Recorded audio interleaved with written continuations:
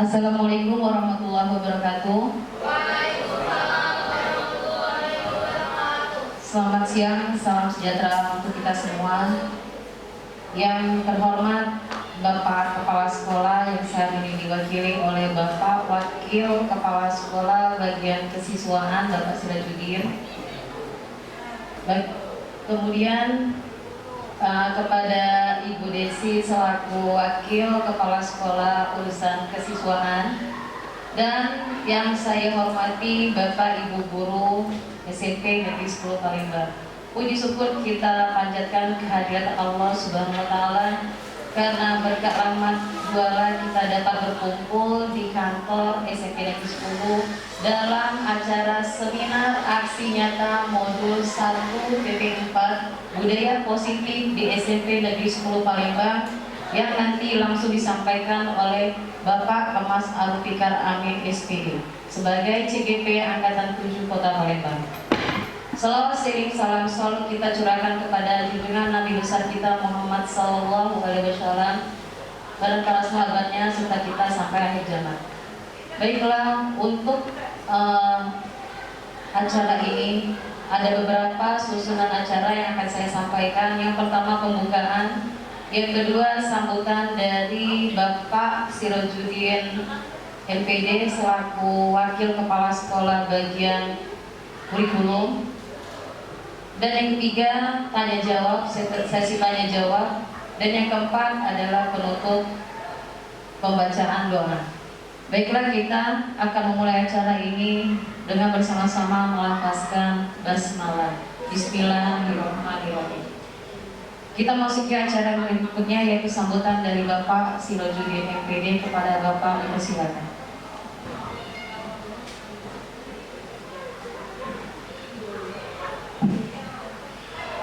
Assalamualaikum warahmatullahi wabarakatuh. Alhamdulillah wa syukrulillah wa la hawla wa la quwwata illa billahil aliyyil azim. Allahumma shalli ala Muhammad wa ala alihi washabihi ajma'in, amma ba'd. Yang kami hormati Bapak Ibu Wakil Kepala SMP Negeri 10 Palembang beserta para stafnya, yang kami hormati Bapak Ibu Dewan Guru. Alhamdulillah, syukur kita panjatkan kepada Allah Subhanahu wa Ta'ala pada siang menjelang sore ini kita dikumpulkan oleh Allah di ruangan guru ini dalam rangka mengikuti seminar aksi nyata dari kegiatan guru penggerak dalam hal budaya positif di SMP Negeri 10 Palembang. Mudah-mudahan apa yang menjadi target daripada kegiatan ini dapat dicapai secara maksimal dan dikabulkan oleh Allah Subhanahu wa Ta'ala. Salawat kering salam senantiasa kita sampaikan pada junjungan baginda Nabi besar kita Muhammad Sallallahu Alaihi Wasallam, dan juga kita sampaikan kepada keluarga beliau, para sahabatnya, para pengikutnya, kaum muslimin wal muslimat hingga akhir zaman. Mudah-mudahan kita semua di hari akhir nanti, hari pembalasan nanti, mendapat syafaat darinya. Amin, amin ya rabbal alamin. Yang pertama, permohonan maaf Kepala SMP Negeri 10 Palembang. Mudah-mudahan ini tidak mengurangi rasa hormat beliau. Semestinya beliau dapat memberikan sambutan dalam kegiatan seminar ini, karena kepala sekolah ada kegiatan keluar. Karena itu beliau mengucapkan mohon maaf dan melimpahkan kegiatan ini diwakilkan kepada kami Wakil Kepala SMP Negeri 10 Palembang. Mudah-mudahan ini tidak mengurangi kehebatan, tidak mengurangi makna daripada seminar kegiatan aksi nyata yang dilakukan Adinda Pak Arifin. Yang pertama, kami ucapkan terima kasih kepada guru penggerak dan hari ini Kemas Arif Fikar yang melaksanakan tugasnya guna memenuhi tugas-tugas kegiatan selama mengikuti guru penggerak. Karena guru penggerak ini tidak semuanya terpilih, jadi siapapun yang telah terseleksi diterima menjadi guru penggerak diharapkan untuk terus berkiprah, bergerak terus memajukan dirinya, memajukan sekolah sehingga SMP Negeri 10 Palembang terus bergerak maju, tidak tertinggal dengan sekolah yang lain. Lagi mewakili kepala sekolah ucapan terima kasih yang sebesar-besarnya pada guru penggerak dan hari ini pada Kemas Arif Fikar yang telah menyiapkan kegiatannya pada hari ini. Kemudian sekolah berharap kepada Arif Fikar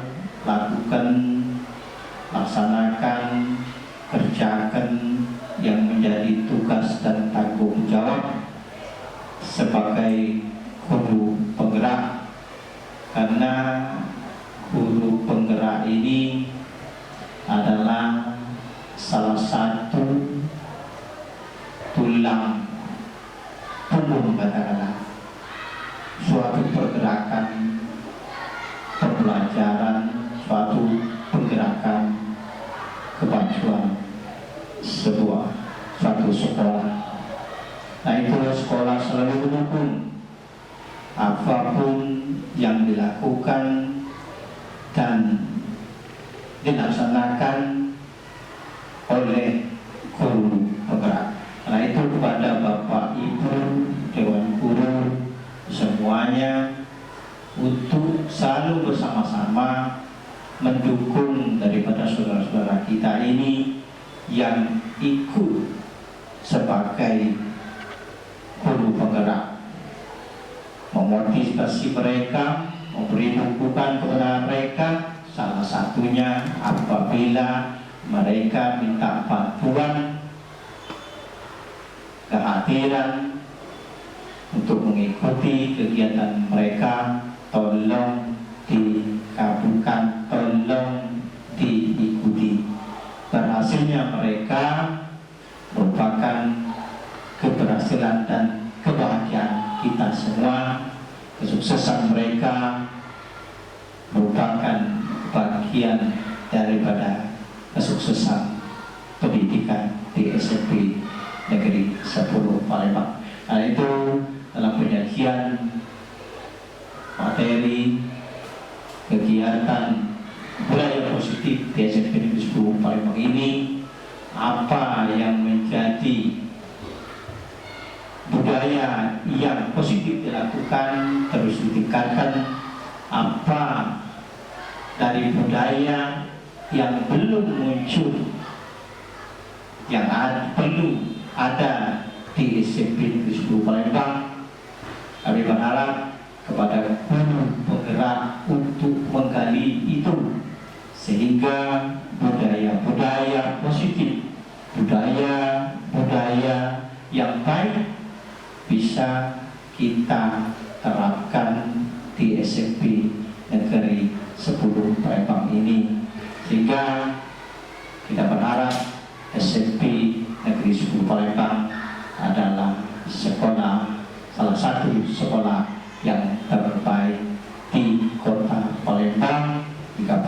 Sumsel, jika perlu secara nasional, jika perlu secara internasional. Itu saja sambutan yang dapat kami sampaikan mewakili Kepala SMP Negeri 10 Palembang. Kegiatan ini kita buka ya secara resmi. Kegiatan seminar aksi nyata budaya positif di SMP Negeri 10 Palembang dibuka. Kasih ya, kasih atur. Terima kasih. Mohon maaf jika ada kesalahan. Kerinduan kepada Allah kami mohon ampun. Wassalamualaikum warahmatullahi wabarakatuh.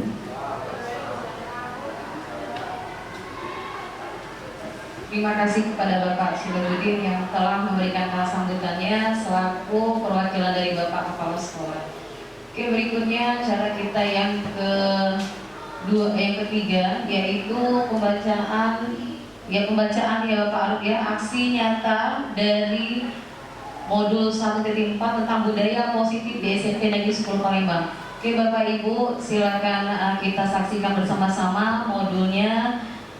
Akan kita pelajari bersama-sama dan harapan Bapak Kepala Sekolah semoga apa yang disampaikan oleh Bapak Aruf Fikar Amin dapat kita aplikasikan di SMP Negeri 10 Palembang.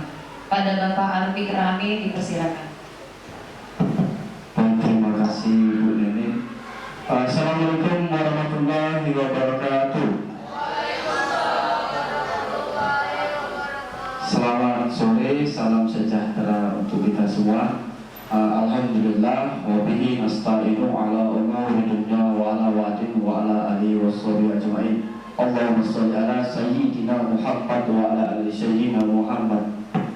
Yang saya hormati Bapak Kepala SMP Negeri 10 Palembang, yang dalam hal ini diwakili oleh Bapak Wakil Kepala Sekolah Bidang Kurikulum, yaitu Bapak Sirojudin, Magister Pendidikan. Kemudian yang saya hormati Ibu Wakil Kepala Sekolah yang cantik, Ibu Desi, dan yang saya banggakan dan saya cintai rekan-rekan Bapak Ibu Guru SMP Negeri 10 Palembang. Izinkan saya Kemas Aruf Fikar Amin, Sarjana Pendidikan CGP Angkatan ke-7 dari Kota Palembang, Sumatera Selatan. Dalam hal ini saya akan mempresentasikan atau melakukan seminar terkait dengan tugas modul 1.4 berupa aksi nyata budaya positif di SMP Negeri 10 Palembang. Bapak Ibu sekalian, seyogyanya budaya positif ini sudah pernah kita lakukan dan saat ini pun sedang kita lakukan, baik oleh diri saya pribadi maupun oleh rekan-rekan guru sekalian. Harapan dari aksi nyata ini adalah merupakan penguatan dari apa yang sudah kita lakukan sehingga terus menjadi kebiasaan dan menjadi pengimbasan kepada rekan-rekan guru yang lain. Next. Sebelumnya budaya positif di sekolah ialah nilai-nilai, keyakinan-keyakinan dan kebiasaan-kebiasaan di sekolah yang berpihak pada murid agar murid dapat berkembang menjadi pribadi yang kritis, penuh hormat dan bertanggung jawab. Dalam mewujudkan budaya positif ini, guru memegang peranan sentral. Jadi Bapak Ibu, budaya positif ini memberikan ruang kepada kita untuk menjadi seorang pemimpin pembelajaran. Jadi semua sektor baik pembentukan karakter maupun pembelajaran di kelas, kita harus benar-benar menjadi pemimpin pembelajaran yang berpihak pada murid sehingga dapat membentuk karakter yang kita harapkan. Next. Nah, ini yang kita lakukan selama ini dan memang benar-benar real kita terapkan 5S, salam, sapa, senyum, sopan, dan santun. Hal yang sudah saya lakukan dan akan terus saya lakukan terkait dengan 5S adalah untuk membantu menguatkan karakter anak agar berakhlak mulia. Salah satunya adalah selalu menyebut anak-anak dengan setiap pagi, kemudian mengarahkan anak untuk melakukan budaya bersih, sehat dengan santun, kemudian dapat menjadi teman yang selalu tersenyum bersama murid. Next. Kemudian menanamkan nilai iman dan takwa terhadap Tuhan Yang Maha Esa. Kebetulan sekolah kita memang menekankan pada karakter unggul iman dan takwa. Kemudian hal yang sudah saya lakukan adalah membiasakan anak untuk secara bergantian memimpin tadarus pada jam 0, membimbing dan membersamai anak di kelas pada saat tadarus, mendampingi peserta didik sholat berjamaah di sekolah, sekaligus mengajarkan toleransi atas berkebinekaan. Next. Kemudian menanamkan budaya gotong royong. Jadi PJO. Kembali lagi Bu Dijen. Oke, ini kita lewatkan saja. Next. Nah, ini merupakan program dari pembina OSIS Ibu Halimatu Sa'diyah. Jadi kenapa saya masukkan di budaya positif? Karena itu tadi yang saya bilang di awal, karena ini produk kita bersama. Jadi Laskar ini adalah Laskar Segenggam Das yang dilakukan bukan hanya oleh murid, tapi oleh kita juga sebagai guru, sebagai contoh. Program Laskar merupakan implementasi dari visi sekolah yang menguatkan karakter yang unggul dalam iman dan takwa bagi peserta didik. Bisa kita lihat di sana kepala sekolah kita Bapak Tony Sidaputar turun langsung untuk menyalurkan kepada yang berhak menerimanya. Kemudian siswa saling memberi sesama mereka. Kemudian ada briefing juga dari Pak Ustadz Sirajuddin, ada juga Bu Halimah dan juga Ketua OSIS. Next. Berikutnya ini Talista. Nah, lagi-lagi ini adalah produk kita bersama dan mudah-mudahan nanti akan menjadi inovasi yang akan dilombakan. Jadi Talista ini tata lingkungan sekolah kita. Program Talista merupakan budaya positif yang diprakarsai oleh warga SMP 10 Palembang, yaitu kegiatan yang digerakkan oleh guru mata pelajaran untuk menatap sekolah pada saat sebelum memulai pembelajaran. Next. Berikutnya adalah kolaborasi aktif guru PJOK.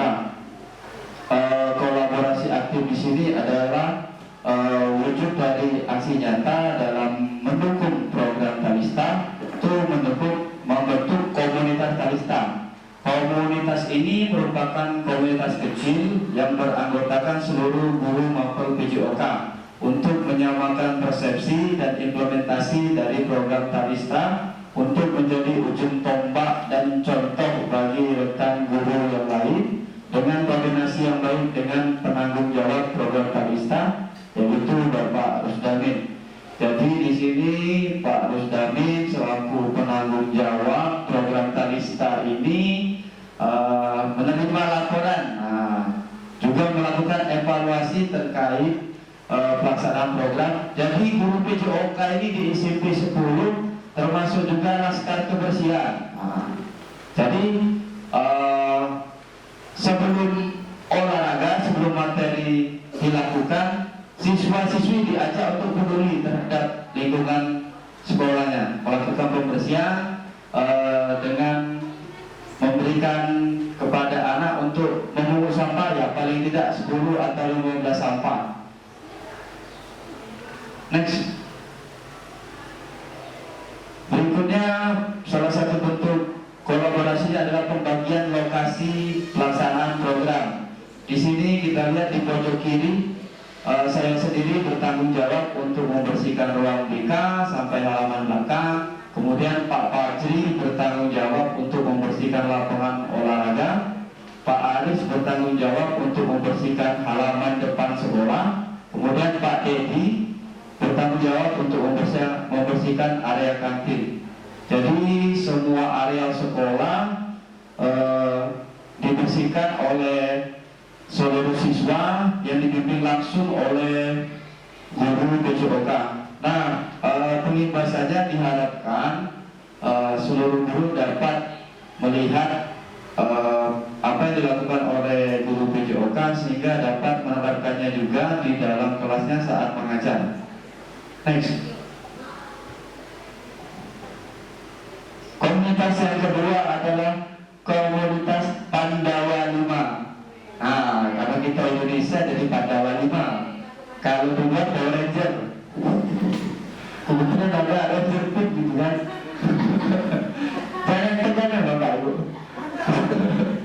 Jadi komunitas Pandawa 5 ini adalah komunitas kecil yang terdiri dari 5 orang guru yang beranggotakan saya sendiri, guru PJOK, Pak Aris PJOK, Pak Dedi guru PJOK, Pak Diaksa guru PKN, dan Pak Sukri guru IPA. Nah, kegiatan ini diawali dengan kegiatan ngopi. Ngopi itu bentar Pak. Tapi ada kopinya lihat. Nah, jadi apa yang kami lakukan, diskusi santai tentang pembelajaran yang dilakukan. Kalau tadi belajar mungkin kami lihat Pak Adi marah-marah di kelas, waktu kami ngopi kami omongkan, jangan Pak marah gitu kan. Jadi pokoknya banyak sharing kecil yang dilakukan, kemudian melakukan evaluasi dan sharing praktik baik terkait pembelajaran yang dilakukan. Next. Berikutnya adalah budaya positif ini Sriwidatu untuk negeri. Kebetulan program ini sudah sangat lama saya lakukan, dan ini adalah program saya sendiri, budaya saya sendiri. Jadi Sriwidatu ini adalah merupakan implementasi langsung yang berdampak nyata dan memberi kontribusi bagi semua warga sekolah bahkan negara. Sriwidatu merupakan singkatan dari 1021 yang memiliki makna 1000 siswa yang dimiliki oleh SMP Negeri 10 Palembang dibentuk menjadi 20 pemain sepak bola dalam satu tim dan dapat membentuk satu pemain tim nasional Indonesia yang dapat berkontribusi untuk negara.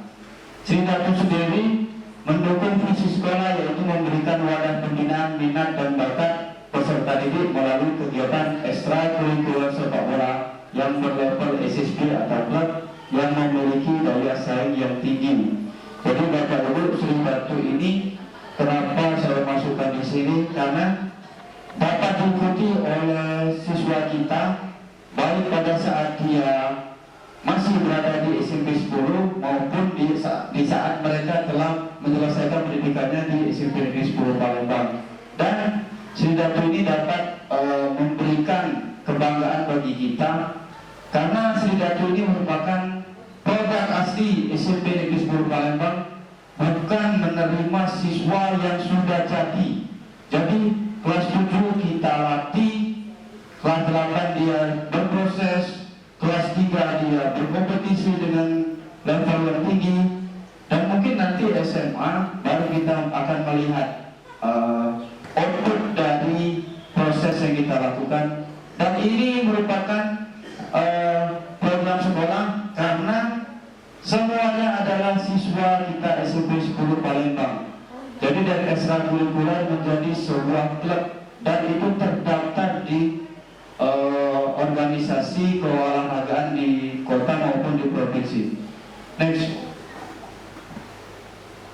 Berikutnya ini adalah contoh hasil dari program Sriwidatu.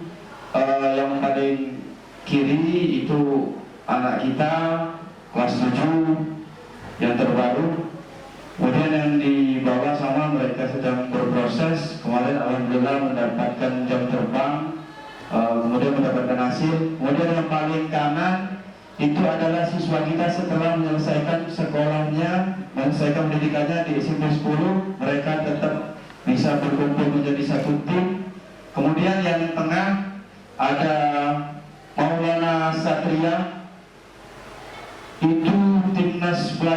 tahun 2018 setelah lepas dari Timnas Pelajar 2018 langsung direkrut oleh Sriwijaya FC, dan itu produk asli SMP Negeri 10 Palembang, bukan siswa yang kita terima karena dia sudah hebat.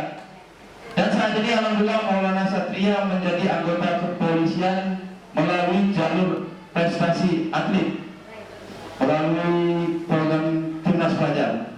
Kemudian yang di bawahnya ada Muhammad Rizky Armando, Timnas juga tahun 2019 setelah Satria.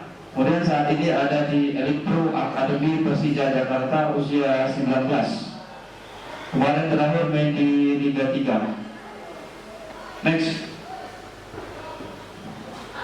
Berikutnya pengimbasan dari Sri Datu adalah tidak hanya membuat tim sepak bola yang bertaraf klub, SMP 10 juga mendorong guru PJOK untuk membuat ekstrakurikuler karate yang dibina oleh Pak Aris Nursamedu menjadi klub atau dojo karate yang mampu berdaya saing dengan klub atau dojo yang memiliki daya saing yang lebih tinggi daripada level antar sekolah, sehingga menjadi wadah pembentukan karakter peserta didik yang berani tampil dan berdaya saing.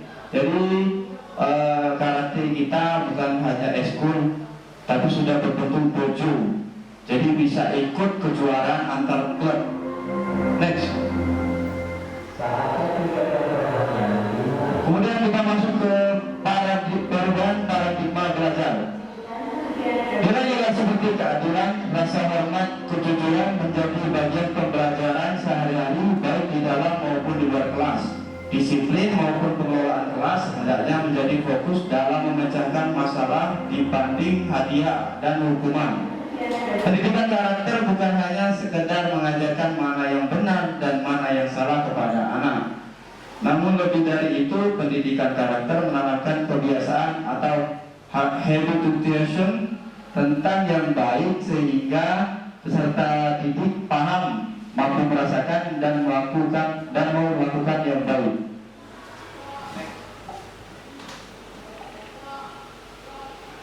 Melakukan pembelajaran yang kreatif yang tidak hanya dilakukan dengan materi tapi juga diajak ke lingkungan sekitar sekolah melalui permainan. Ini adalah salah satu dokumentasi anak-anak melakukan pemanasan melalui permainan. Jadi pemanasan tidak selalu harus dilakukan dengan lari keliling lapangan, bisa dilakukan dengan games. Oke, lanjut. Berikutnya mewujudkan nilai mandiri pada murid. Hal yang sudah saya lakukan dan akan selalu saya lakukan terkait dengan peranan ini antara lain selalu mendorong murid untuk berani mengeluarkan ide dan pendapat melalui tanya jawab. Selain itu, berani menjabarkan kesimpulan materi bersama serta memberikan refleksi setiap selesai pembelajaran.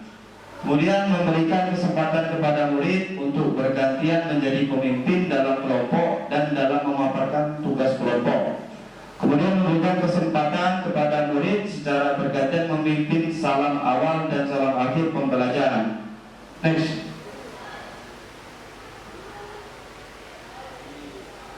Kemudian memanfaatkan IT sebagai media pembelajaran. Nah, Bapak Ibu jujur, inilah yang menjadi kelemahan saya pribadi, ya. Tapi bukan semua guru PJOK. Saya pribadi kelemahannya di sini. Dan kemarin di pembelajaran proyek saya sangat menikmati bagaimana IT ini memang benar-benar memberikan kepada anak hal yang baru, lebih menyenangkan, serta mengajarkan pada peserta didik untuk lebih fokus. Jadi di sini kenapa saya ajak keluar? Pertama, di luar itu kan ramai, ribut. Jadi kalau siswa yang presentasi suaranya kecil, terpaksa dia harus membesarkan volume suaranya. Jadi itu harapan saya. Jadi anak itu memang belajar untuk ngomong lantang. Apalagi yang laki-laki harus belajar ngomong lantang. Kemudian yang mendengarkan audiensnya belajar untuk lebih fokus. Jadi benar-benar real, fokus pada apa yang dibicarakan oleh temannya di depan. disiplin positif. Nah, di sini ada restitusi. Restitusi memberikan kesempatan kepada murid untuk disiplin positif, memulihkan diri dari kesalahan sehingga memiliki tujuan yang jelas. Penekanan pada cara mereka menghargai nilai-nilai kebaikan yang diyakini, bukan berperilaku untuk menyenangkan orang lain. Restitusi membantu murid untuk jujur pada dirinya sendiri dan mengevaluasi dampak dari kesalahan yang dilakukan. Restitusi memberikan penawaran, bukan paksaan. Sangat penting bagi guru untuk menciptakan kondisi yang membuat murid bersedia menyelesaikan masalahnya dan berbuat lebih baik lagi.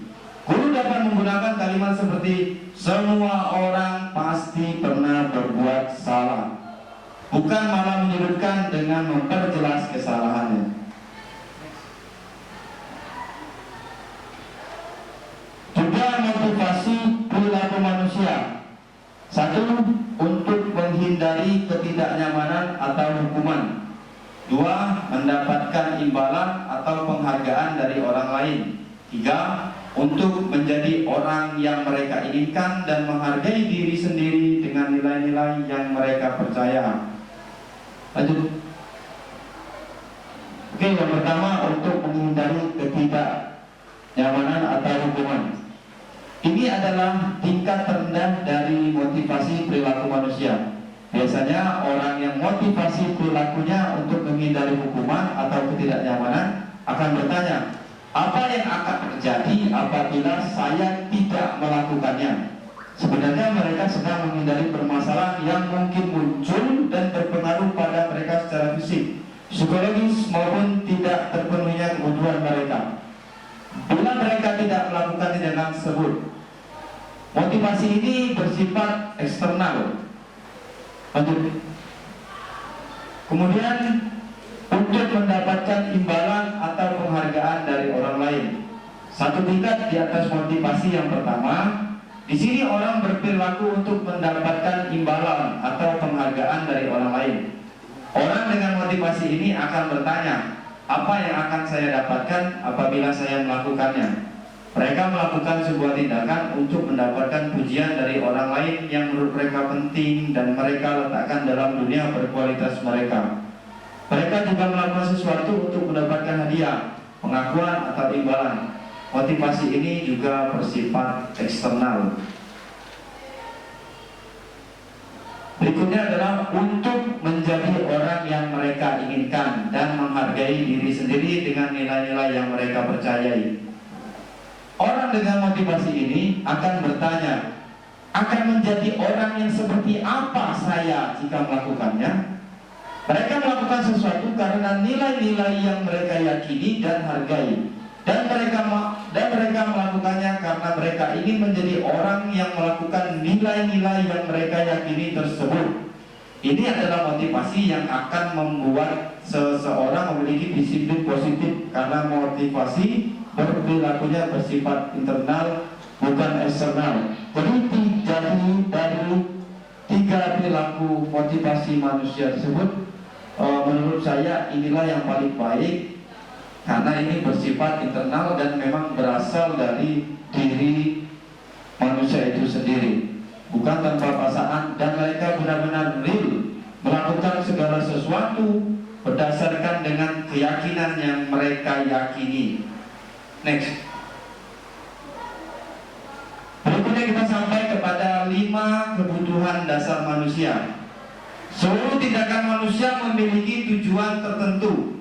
Semua yang kita lakukan adalah usaha terbaik untuk mendapatkan apa yang kita inginkan. Ketika kita mendapatkan apa yang kita inginkan, sebetulnya saat itu kita sedang memenuhi satu atau lebih dari satu kebutuhan dasar kita, yaitu kebutuhan untuk bertahan hidup, kasih sayang dan rasa diterima, kebebasan, kesenangan, dan penguasaan.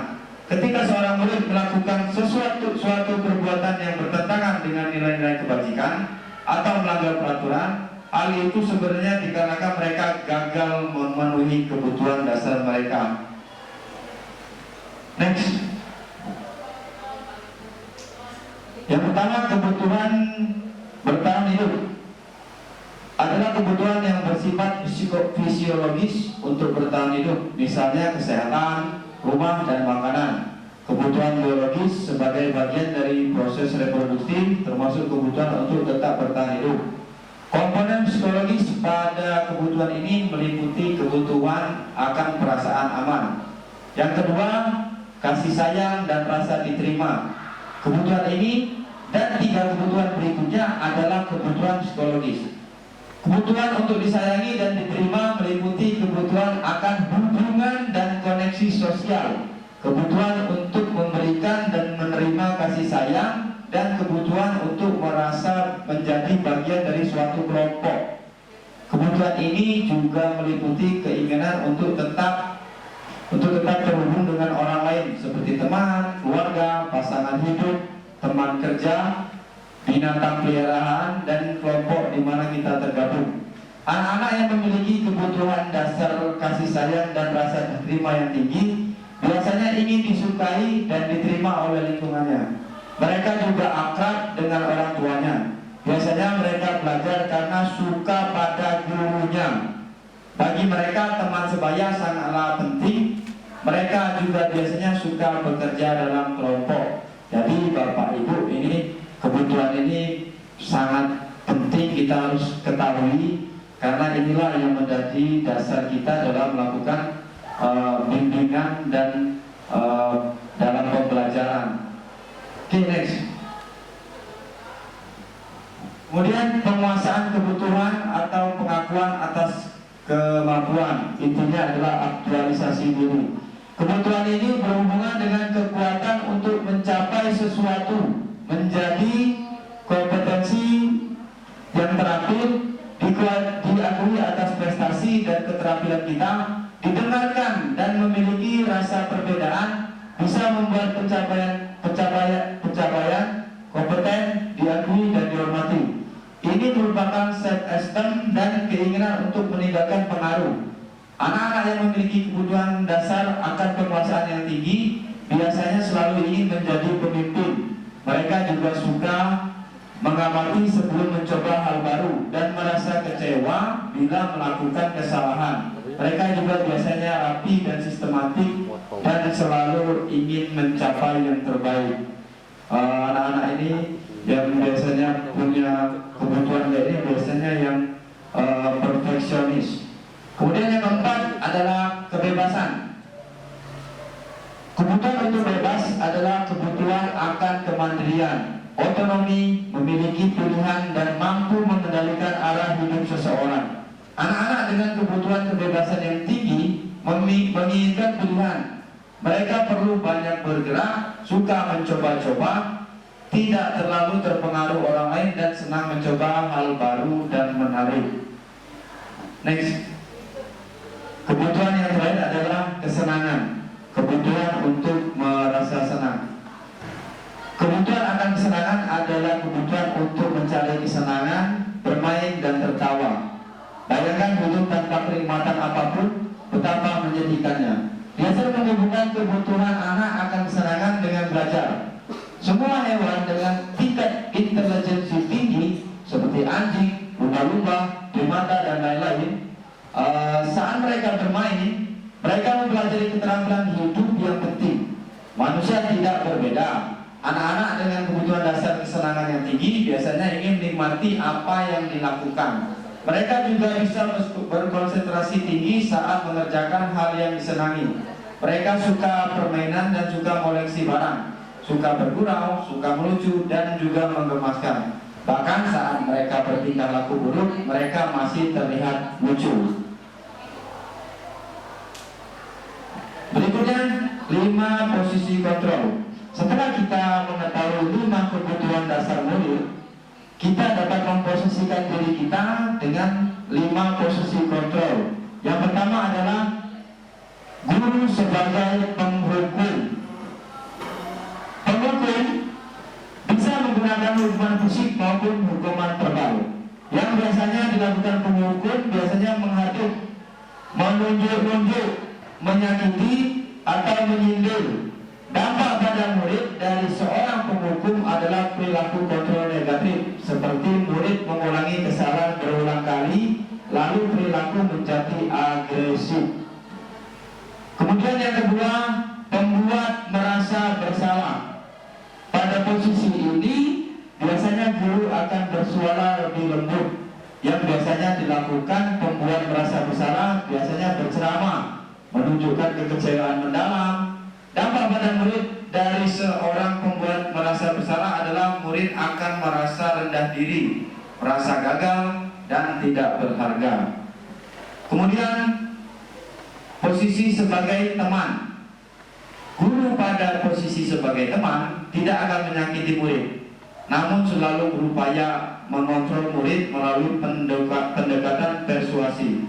Yang biasanya dilakukan posisi sebagai teman adalah membuatkan alasan-alasan untuk murid-muridnya. Dampak pada murid adalah murid akan tergantung, tidak mandiri, dan tidak bisa memutuskan keputusan sendiri. Next. Posisi kontrol yang keempat adalah pemantau. Guru pada posisi ini biasanya selalu mengawasi atau memantau murid-muridnya yang berpatokan pada catatan atau kesepakatan yang sudah disetujui. Yang biasanya dilakukan posisi sebagai pemantau yaitu memantau, menghitung, dan mengukur kedisiplinan murid. Dampak bagi murid dari posisi kontrol pemantau yaitu menitik beratkan pada dampak pada diri sendiri, mendapatkan hadiah atau mendapatkan hukuman. Yang terakhir adalah posisi kontrol sebagai manajer. Seorang manajer telah memiliki keterampilan di posisi teman maupun pemantau, dan dengan demikian bisa jadi di waktu-waktu tertentu kembali kepada kedua posisi tersebut bila diperlukan. Guru pada posisi ini biasanya posisi di mana guru berbuat sesuatu bersama dengan murid, mempersilahkan murid mempertanggungjawabkan perilakunya, mendukung murid agar dapat menemukan solusi atas permasalahannya sendiri. Yang dilakukan oleh guru pada posisi manajer biasanya mengajukan pertanyaan-pertanyaan terkait nilai kebajikan yang telah diyakininya, atau pertanyaan yang berkaitan dengan solusi yang ditempuh berkaitan dengan pelanggaran tata tertib. Next. Pertanyaannya, ada di posisi manakah diri kita saat ini sebagai seorang pendidik? Dari kelima posisi kontrol di atas, apabila kita menginginkan murid-murid kita ke depannya menjadi manusia yang merdeka, mandiri, dan bertanggung jawab, dan bermotivasi intrinsik dalam diri mereka, maka kita perlu menerapkan restitusi yang dapat mengarahkan dan menjadikan murid kita seorang manajer bagi dirinya sendiri. Di dalam posisi kontrol manajer, murid oleh guru diajar mengevaluasi diri, bagaimana menjadi diri yang lebih baik, menganalisis kebutuhan dirinya, dan menganalisis kebutuhan orang lain. Di sini penekanan bukan pada kemampuan memberikan konsekuensi kepada murid, tetapi guru dapat berkolaborasi dengan murid bagaimana memperbaiki kesalahan yang ada. Next. Berikutnya adalah segitiga restitusi atau memperbaiki kesalahan murid. Segitiga restitusi adalah proses menciptakan kondisi bagi murid untuk memperbaiki kesalahan mereka, sehingga mereka bisa kembali pada kelompok mereka dengan karakter yang lebih kuat. Jadi restitusi ini memberikan penguatan kepada anak-anak untuk kembali kepada karakter mereka yang lebih kuat. Next. Terdapat 3 langkah dalam segitiga restitusi, yaitu yang pertama, menstabilkan identitas. Jadi pada bagian ini, bagian dasar dari segitiga bertujuan untuk mengubah identitas anak dari orang yang gagal karena melakukan kesalahan menjadi orang yang sukses. Anak yang sedang mencari perhatian adalah anak yang sedang mengalami kegagalan. Kemudian yang kedua, validasi tindakan yang salah. Setiap tindakan kita dilakukan dengan suatu tujuan, yaitu memenuhi kebutuhan dasar. Kalau kita memahami kebutuhan dasar, apa yang mendasari sebuah tindakan, kita akan bisa menemukan cara-cara paling efektif untuk kebutuhan tersebut.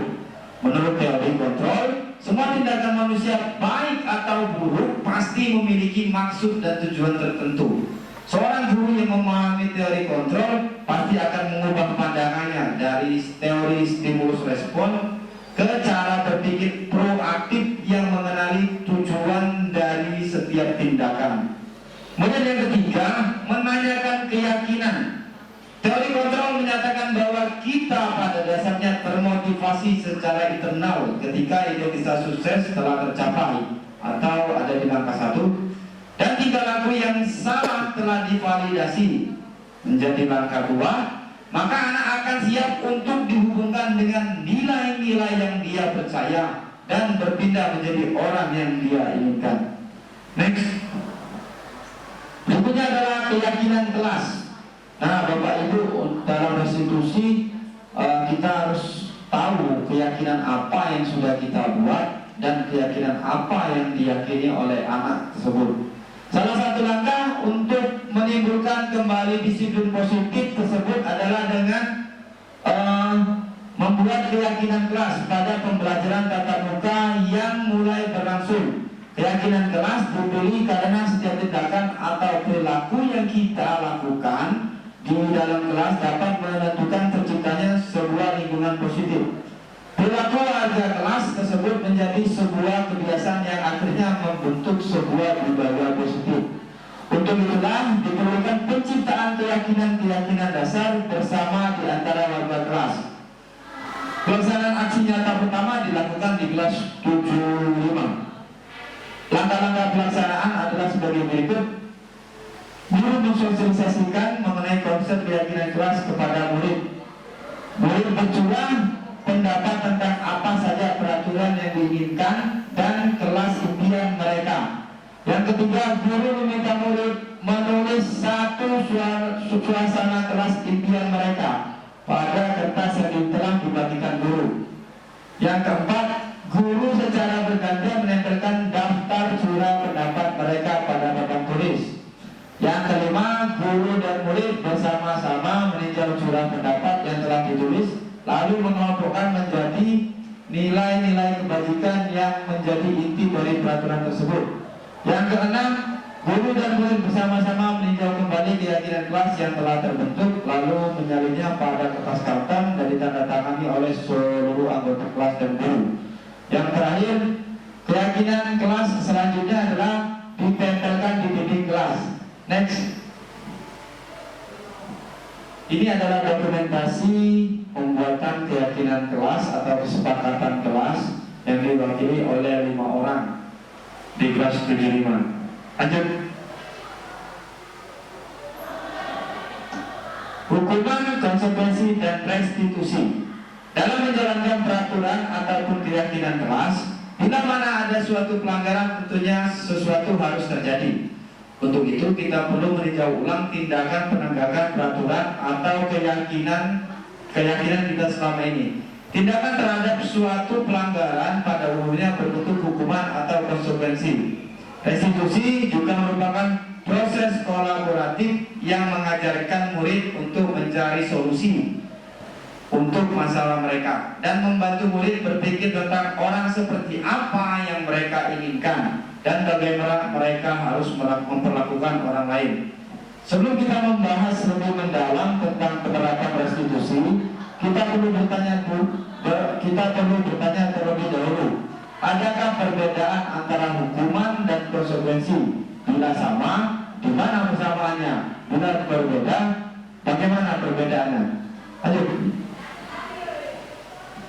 Nah, Bapak Ibu, di sini bisa kita lihat perbedaan hukuman, konsekuensi, dan restitusi.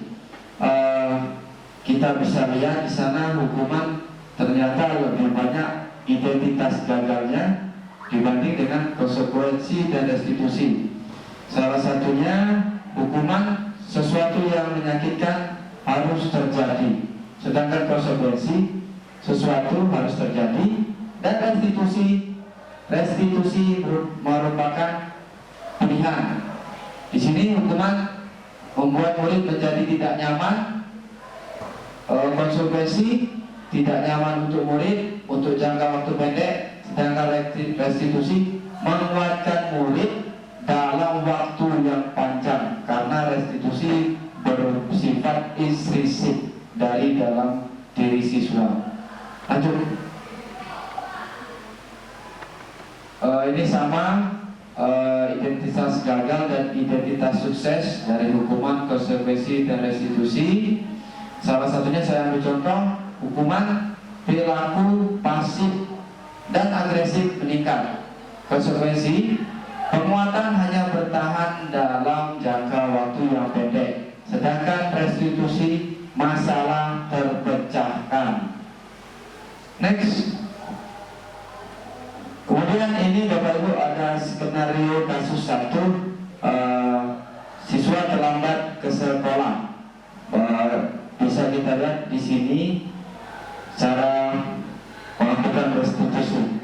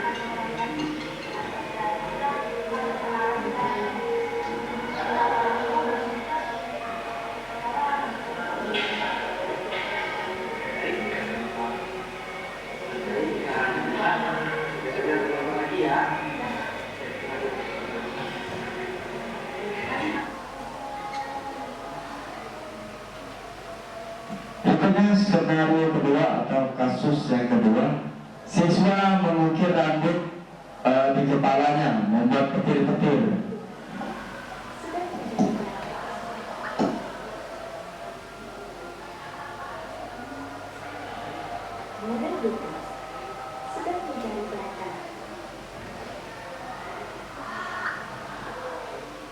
Koneksi Bluetooth berhasil.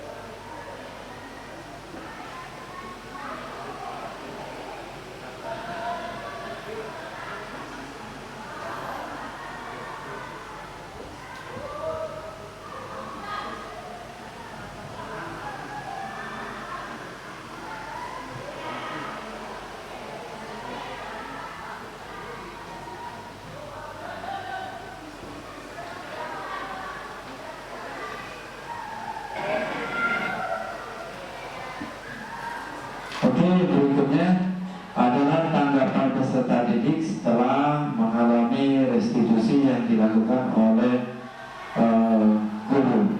Next.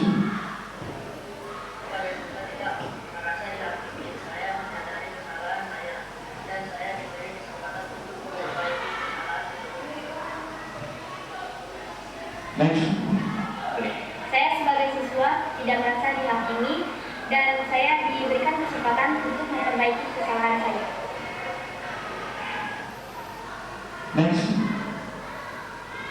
Baiklah Bapak Ibu, alhamdulillah itu tadi presentasi yang sudah saya sampaikan. Untuk selanjutnya saya kembalikan kepada moderator.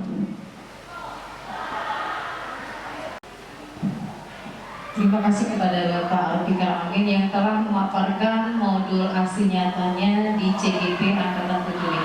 Baiklah Bapak Ibu, kita masuki acara yang berikutnya, yaitu mungkin Bapak Arif tanya jawab dari Bapak Ibu guru.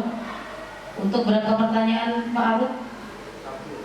Cukup satu pertanyaan karena mengingat waktu sudah hampir selesai ya Pak Arif ya. Oke, silakan Bapak Ibu yang ingin mengajukan pertanyaan. Mungkin masih ada unek-uneknya tentang materi yang dipaparkan oleh Pak Arif Amin.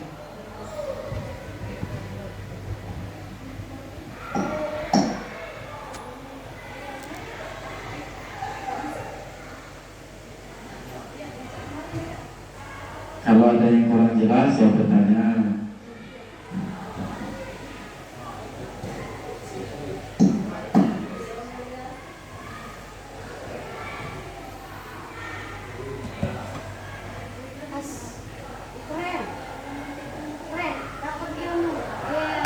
Oke, mungkin tidak ada pertanyaan. Apa saran mungkin? Oh, ada pertanyaan dari Ibu Hasna.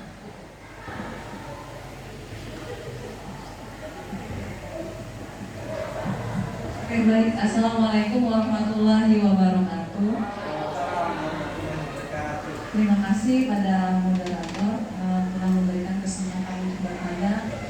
Izin Pak Arif mengenai tentang hukuman dan penghargaan. Ada statement yang pernah membaca bahwa dengan adanya penghargaan itu adalah lambat laun menjadi suatu hukuman yang tidak terasa. Bisa minta tolong untuk penjelasan dari aspek yang bagaimana sih penghargaan itu yang merupakan hukuman. Terima kasih. Oke, terima kasih Bu Hasna, pertanyaannya sangat bagus, sangat berkualitas. Saya tadi sengaja memang tidak terlalu fokus kepada penghargaan. Jadi Bapak Ibu, pertanyaan Bu Hasna ini memang benar ya. Jadi sebenarnya penghargaan itu berdasarkan apa yang sudah saya pelajari di modul 1.4.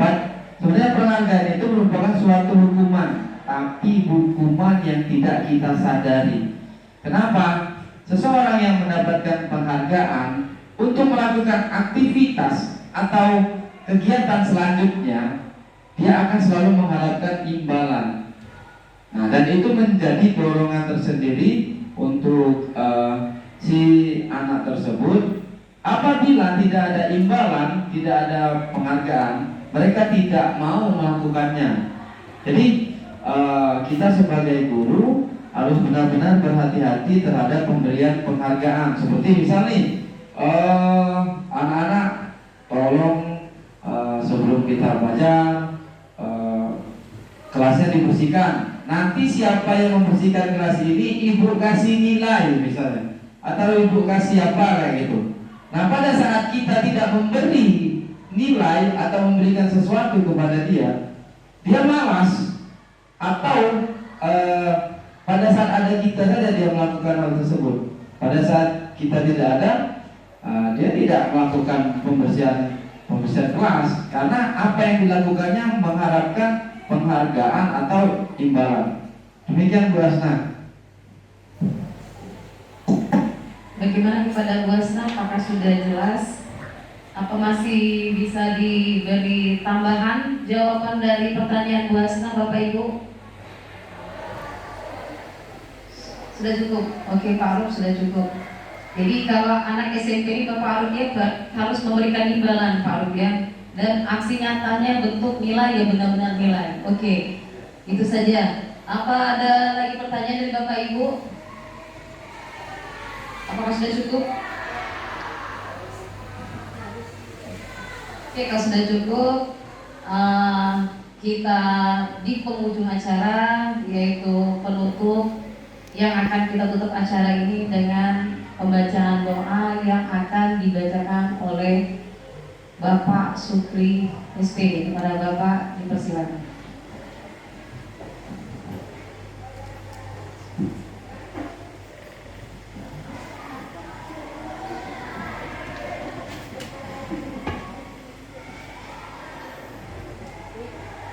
Bismillahirrahmanirrahim. Allahumma inna as'aluka salamatan fid din wa afiyatan fil jasad wa ziyadatan fil ilmi wa barakatan fil rizqi wa tawbatan qabla al-maut wa rahmatan indal maut wa maghfiratan ba'dal maut. Allahumma hawwin 'alaina fi sakratil maut wa najjatan min nar wa afwa ila lisan. Rabbi firli wa liwalidayya warhamhuma kama rabbayani shaghira. Rabbana atina fid dunya hasanah wa fil akhirati hasanah wa qina adzabannar. Rabbika rabbil izzati amma yasifun wa salamun alal mursalin walhamdulillahi rabbil alamin.